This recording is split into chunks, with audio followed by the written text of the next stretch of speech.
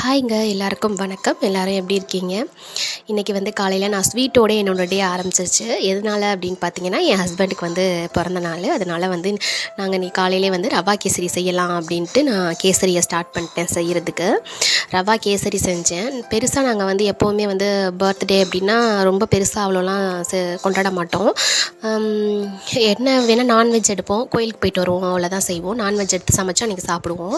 ஆனால் இந்த தடவை அதுவுமே கிடையாது. ஏன்னா வந்து அவருக்கு உடம்பு சரியில்லைங்கிறதுனால நான்வெஜ்லாம் வேணாம் அப்படின்னு சொல்லிட்டாங்க. ஸோ வெஜ்ஜே பண்ணிடலாம் அப்படின்னு சொல்லிட்டு நான் வெஜ் குருமாவும் உருளைக்கிழங்கு, பீன்ஸு, பட்டாணி, உருளைக்கிழங்கு, மொச்சை இதெல்லாம் போட்டு நான் வந்து குருமா மாதிரி அப்படி ரெடி பண்ணிட்டேன். மாங்காய் இருந்துச்சு, அதை போட்டு வெல்லம் போட்டு பச்சடி வச்சுட்டேன். முட்டை வந்து நறுக்கி வெங்காயம் ஆம்லேட் போட்டுக்கலாம் மத்தியானம் அப்படின்னு சொல்லிட்டு இதை மட்டும் காலையில் நான் ரெடி பண்ணி வச்சுட்டேன். பிறந்த நாள்னால் என்ன, காலையிலே எழுந்திரிச்சு குளிச்சுட்டு கோயிலுக்கு போயிட்டு சாமி கும்பிட்டுட்டு அதுக்கப்புறம் காலைல நம்ம வீட்டில் செஞ்ச ஸ்வீட்டை சாப்பிடுவோம்.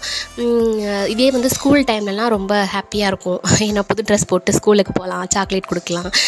நம்ம ஃப்ரெண்ட்ஸ் கிட்டலாம் முதல் நாளே சொல்லிடுவோம், எனக்கு பிறந்த நாள் நாளைக்கு, நான் வந்து இந்த ட்ரெஸ் வாங்கியிருக்கேன், இதுக்கு இந்த ஆக்சசரிஸ்லாம் வாங்கியிருக்கேன் அப்படின்ட்டு நம்ம சொல்லிடுவோம். அதெல்லாம் நினைக்கும் போது இப்போலாம் வந்து ஒரு மாதிரி சந்தோஷமாக தான் இருக்குது. அந்த டைமில் அது எப்படி இருந்தேன் அப்போ வந்து நமக்கு அது தெரியாது, ரொம்ப சந்தோஷமாக இருக்கும். ஆனால் இப்போ யோசித்து பார்த்தா கொஞ்சம் காமெடியாக கூட தான் இருக்குது. ஆனால் அதெல்லாம் ஒரு சந்தோஷம் தானே, அந்த மாதிரிலாம் நம்ம செலிப்ரேட் பண்ணுறது. ஆனால் இப்போலாம் வந்து நம்ம இந்த மாதிரி ரொம்ப பெருசாக செலிப்ரேட் பண்ணுறதுக்குலாம் கொஞ்சம் ஷையாகவே தான் இருக்குது.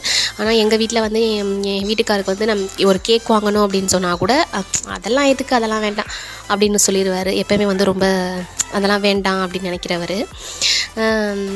அதனால் வந்து நான் அன்றைக்கி காலைல ஸ்வீட் மட்டும், கேசரி மட்டும் அவருக்கு பிடிக்கும், அதனால் கேசரியே செஞ்சுட்டேன். வெஜிடேரியனே செஞ்சுக்கலான்னு சொல்லிட்டு குருமா வச்சுட்டேன். வேறு எதுவும் நாங்கள் இன்றைக்கி பெருசாக பண்ணலை. வீட்டில் மட்டும் விளக்கேற்றி சாமி கும்பிட்டோம்.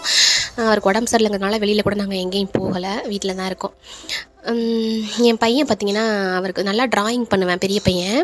அவனுக்கு பார்த்திங்கன்னா என் ஹஸ்பண்டுக்கு வந்து ஒரு க்ரீட்டிங் கார்டு அவனே ரெடி பண்ணி கொடுத்துருந்தேன், நீங்கள் பார்த்துருப்பீங்க. அதில் ஐ லவ் யூ டேடி அப்படின்னு சொல்லிட்டு ஒரு சில சென்டென்ஸ்லாம் அதை எழுதிட்டு அழகாக ட்ராயிங் பண்ணி அது ஒரு க்ரீட்டிங் கார்டு உள்ளே ஒரு டைரி மில்க் வச்சு அவங்க அப்பா எனக்கே தெரியாது, காலையில் அவங்க அப்பாக்கிட்ட கொடுத்தேன். ரொம்ப சந்தோஷமாக இருந்துச்சு எனக்கு. எங்கள் அப்பாவோட பர்த்டேக்கெலாம் பார்த்திங்கன்னா சின்ன பிள்ளையில் நம்ம வந்து விஷ் பண்ணியிருப்போமா அப்படிங்கிறதெல்லாம் வந்து தெரியலை, ஞாபகமும் இல்லை. ஆனால் மெச்சூர்ட் ஆனதுக்கப்புறம் விஷ் பண்ணியிருப்போம். ஆனால் சின்ன பிள்ளைலலாம் விஷ் பண்ணுறதுக்கு கொஞ்சம் தயக்கமாக இருக்கும்.